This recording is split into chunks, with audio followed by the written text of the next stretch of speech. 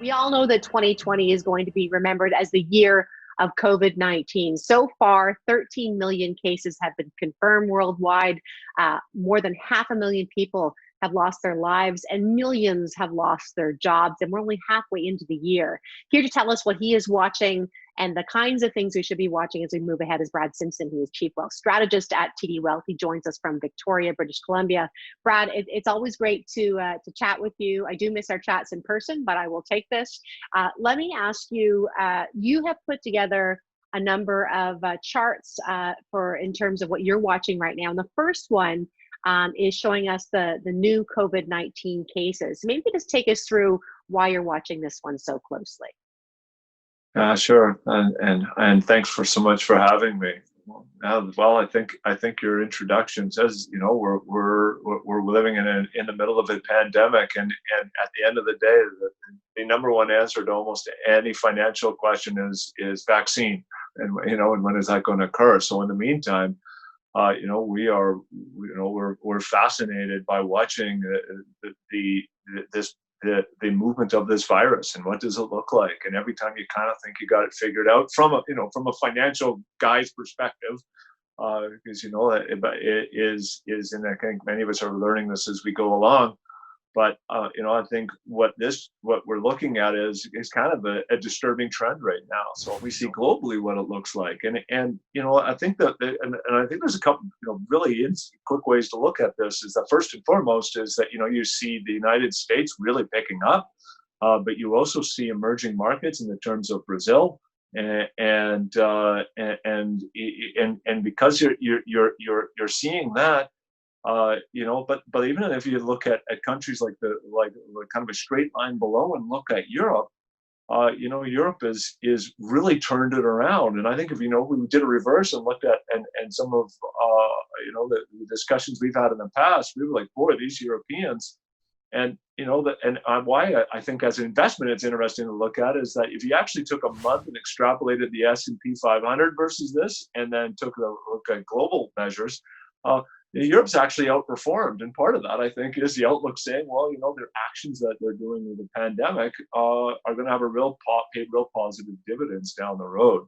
And so, there's, as the human element, that's when you look at these charts, you kind of look at as conservative and they're a red flag. But as an investor, you can also learn things from them and watch these trends and go, well, the more positive movement you start to see on this, equity markets or fixed income markets in different regions start to reflect that. The fascinating thing about all of this is that, with the COVID cases moving up and to the right, we see markets like the NASDAQ, for example, moving up and to the right at the same time. Not something I would have expected, but given all the liquidity out there. But you've got another chart here I want to take a look at called the Market Risk Regime Score. And maybe you could just tell me just what this is and what we're looking at here.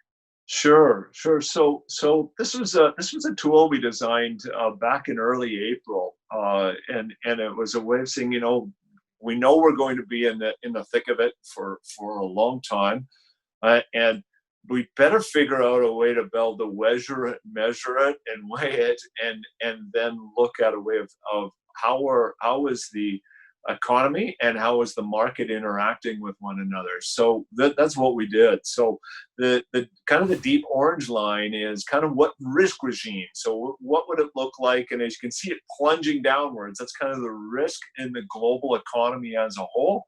And quite frankly, if we trace that out, it would look an awful lot like the world economy would in the 1929 early 30s, which no one wants to hear, right? But there's an important lesson to this. The black line is the risk that is out there and the way that the economy is running, but with the monetary policy and the fiscal policy that we've been implementing with really dramatic measures. And I think that's no news to anyone. But if you take that gray line and you look at the S&P 500, which is in the green, you actually see how closely they're trading with one another. And so what's happened is that you see that really orange lines actually started to improve. So if we weren't doing anything, it's getting better on its own, but it would be in a really dramatic crisis. Because we're so active in governments and monetary policy are interacting, and we're implementing the things that we've learned as a society over the last 100 years since the Great Depression. We learn, we adapt. We've been implementing all those things, and they have a real positive impact. And that's what, and that's really the score we're looking at. So today, believe it or not, if you look at it, we're back to actually sort of the risk regime we were in January at the beginning of the year. It's fascinating. I mean, and you're right. I mean, when you pull up this next chart we have here, which shows the market risk regime scores by category. So you've got Right. at the top here, economic growth, inflation, employment, but then the monetary policy and fiscal policy, to your point, are, you know, very skewed to the right. But still, there's a lot of flashing red on this screen. And I guess the question is then, does the net effect of the fiscal and monetary offset that other red stuff we're seeing on the screen right now? Well, I think it does, because what it's doing is that you know, first and foremost is that you see the strength of them, and they're leading the way. But you're also starting to see the consumer kind of work their back way in again, and you start to see housing kind of work its way back in again. And I think there's people surprised. You see trade starting to kind of pick up again. And so they're early stages, but they are happening, and so it's that has been part of the driver of making our score for this kind of improve. But you know, the kind of the dark ones at the top, which are, we really need to see, the last part is we need to see it ultimately result in the economy starting and GDP to really start to move, unemployment, which has improved. I mean, out of, you know, it's still dreadful, but you know, but it's you know, the analogy I often use is, because you can see in this, is that, remember, overall, this financial market and the economy with which it lives in, we put it in a coma, right? As a self-induced. We're bringing it out.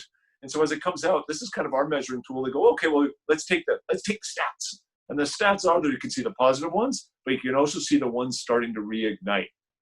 We need to see the economy now really pick up, and then we need to see those employment numbers. That's when you know we're really going to be there, and that's really the big question next. We're going to talk a bit more about what you're watching, but just one thing I think is fascinating, and bring up this next chart, is showing some of the equity performance that we're seeing, not just in North America, but around the world. You got some look here at emerging markets in China, and I think, you know, when we're going through survival mode, we tend to get quite myopic and pay attention to our own world, our own stuff. But there's a lot of levity in international equity markets right now.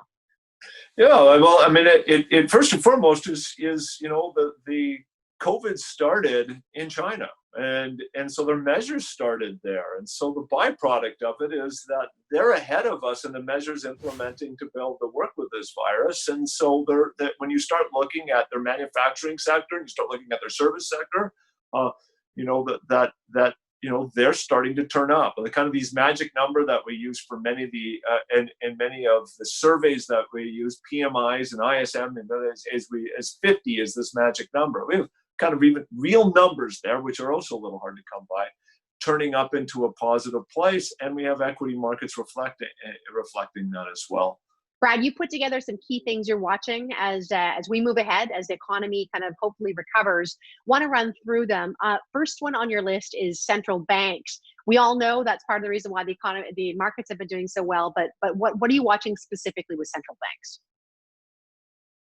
Well, you know what, I think that, you know, first and foremost is that, you know, we have a so-called fiscal cliff coming up, and this isn't so much a central bank, but it's a U.S. government piece. I would say this first start is that, you know, we're going to have another measure that's going to need to be passed here in the next few weeks, which is, I'd say we're watching, and then the second part is the central banks.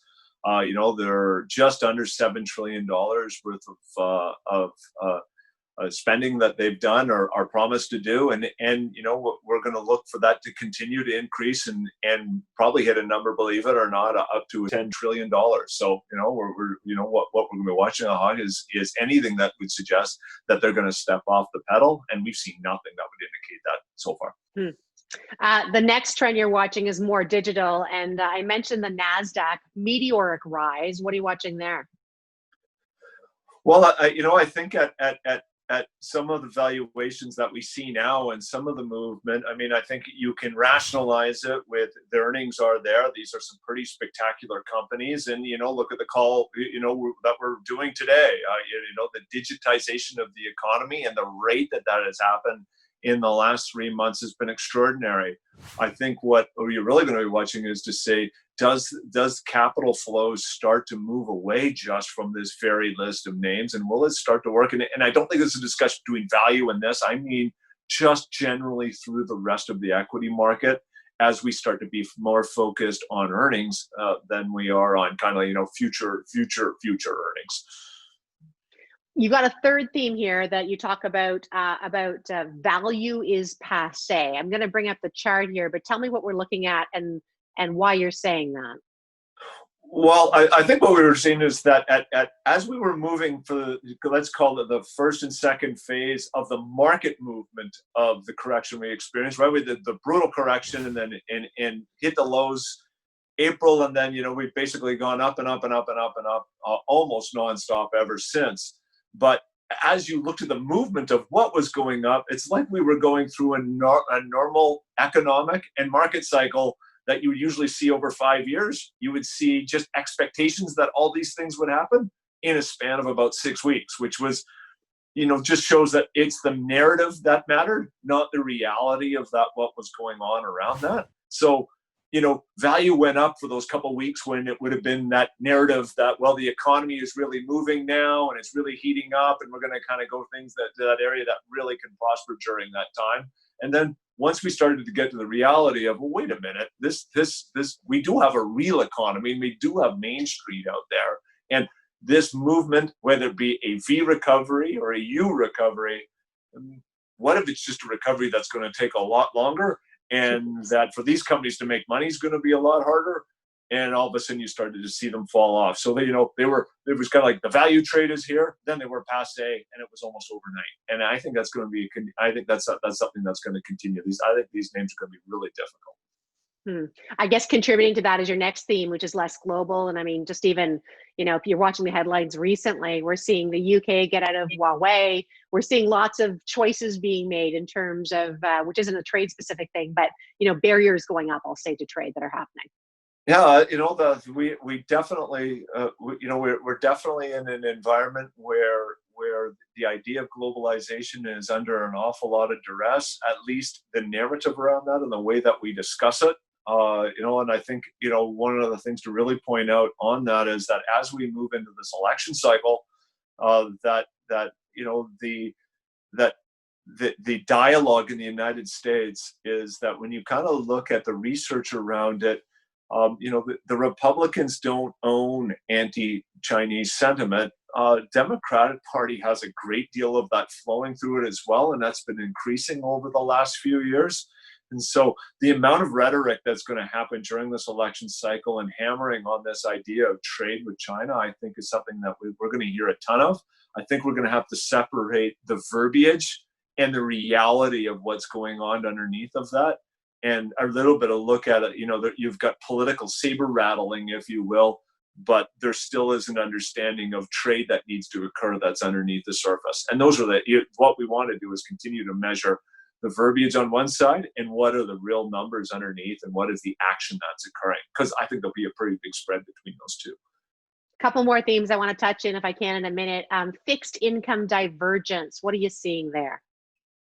Well, we've always say that don't fight the Fed when it comes to equities, and I think in this case we're going to have to look at it is don't fight the Fed when it comes to fixed income markets as well. When you actually looked at the improvement and movement of fixed income markets have spread from, let's call it government and investment grade and high yield, you really want to go right across the capital stack. I think what you'll notice is that the things that have moved in a real positive way of the spreads narrowing have been anywhere where the Federal Reserve Board says they're going to be active. And the areas that they haven't has very much credit markets have said, you know what, I'm going to hold off here and I'm going to wait for their turnaround. And I think I think there's something, again, I think for fixed income investing, don't fight the Fed, go where they're going. And B, watch these non-areas to see how they improve are going to tell you a lot of what the economy and what financial markets are going to be doing down the road. Last one, I've got 20 seconds, Brad. Real estate trends. You got a piece here talking about rents resuming, and I think a lot of people quite fixated on this one. Yeah, like that. The bottom line is that for the last 3 months have been incredibly difficult for commercial real estate, and but a couple pieces that we're showing. First and foremost is that what we've seen in month by month by month is actually, and including in retail, rents improving and and people pay and companies paying their rent, and every month that's getting better and better. And I think we really want to watch that.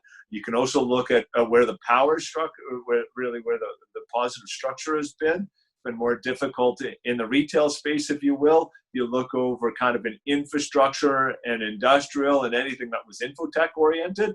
The movement in those in the real estate investment trusts have been really positive. So you're seeing the same sort of trends in the real estate, both public and private, that you're seeing actually in public equity markets. Well, Brad, great insights as always. Thanks so much for joining us, and we do hope to talk to you again soon. No, thank you.